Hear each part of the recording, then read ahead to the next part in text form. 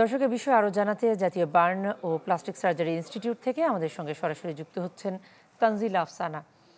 তানজিলা, যারা আহত আছেন শিক্ষার্থীরা, তাদের কি অবস্থা, ক্রিটিক্যাল সিচুয়েশনে যারা আছে তাদের পরিস্থিতিটা জানতে পেরেছেন কিনা, আর বাড়ি কবে নাগাদ ফিরতে পারবে যারা মোটামুটি সুস্থ হচ্ছে?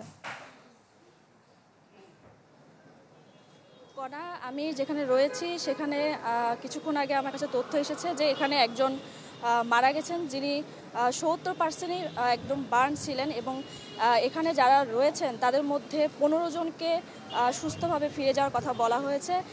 যদি বলতে পারি যে এখানে যারা সকাল থেকেই আমাদের বিভিন্ন টিম এখানে কিন্তু লাইভ করেছেন এবং তারা কিন্তু বিভিন্নভাবে আপনাদেরকে তথ্য জানিয়েছেন। এখানে মাইলস্টোনের যে বিমান বিধ্বস্তর পর কিন্তু যে দেশের আকাশে কিন্তু এক ধরনের শোকের ছায়া নেমে এসেছে, এবং হাসপাতালগুলোতে যেন এক ধরনের কান্নার যে ঢেউ সেটি কিন্তু আমরা এখানে লক্ষ্য করেছি। এবং এখানে কিন্তু 41 জন মোট ভর্তি রয়েছেন, এবং এর মধ্যে 8 জনকে আইসিইউতে রাখা হয়েছে, এবং যাদের 6 জনের অবস্থা আশঙ্কাজনক ছিল সেখান থেকে আজ সকাল 9টার দিকে একজন মৃত্যুবরণ করেন, এবং কিন্তু একটা 5 মিনিটে একজন মৃত্যুবরণ করে। সব মিলে যদি বলা যায় যে এখানে কিন্তু যারা রয়েছেন তাদের অবস্থা 6 জন কিন্তু আশঙ্কাজনক ছিল, তার মধ্যে একজন কিন্তু মারা গেছে।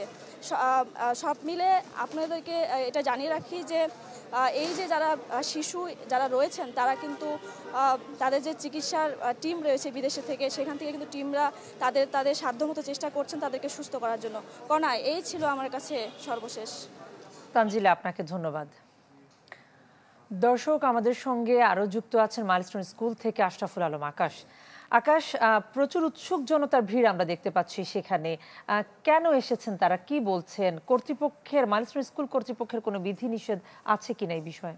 শিয়া বাটার ও ভিটামিন ই সমৃদ্ধ লিলি হালাল বিউটি সোপ, তারুণ্যময় উজ্জ্বল ত্বকের জন্য।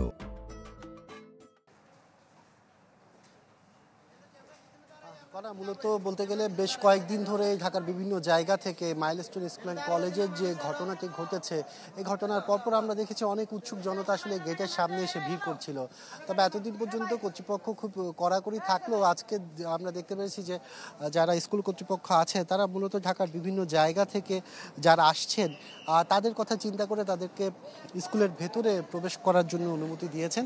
সে কারণে তারা দলগতভাবে অনেকে পরিবার নিয়েও মূলত এই স্কুলের যে ক্ষত চিহ্ন এখনো রয়ে গেছে সেটি দেখার জন্য কিন্তু আমরা দেখছি যে ভিড়টি সেটি আপনি দেখতেই পাচ্ছেন। এখানে যারা নিরাপত্তার দায়িত্বে আছে স্কুলের নিজস্ব সিকিউরিটি গার্ড, তারাই মূলত আলাদা আলাদা করে যে মানুষের ভিড়, সেই ভিড়টিকে সামাল দিয়ে ভেতরে ঢুকানোর চেষ্টা করছে।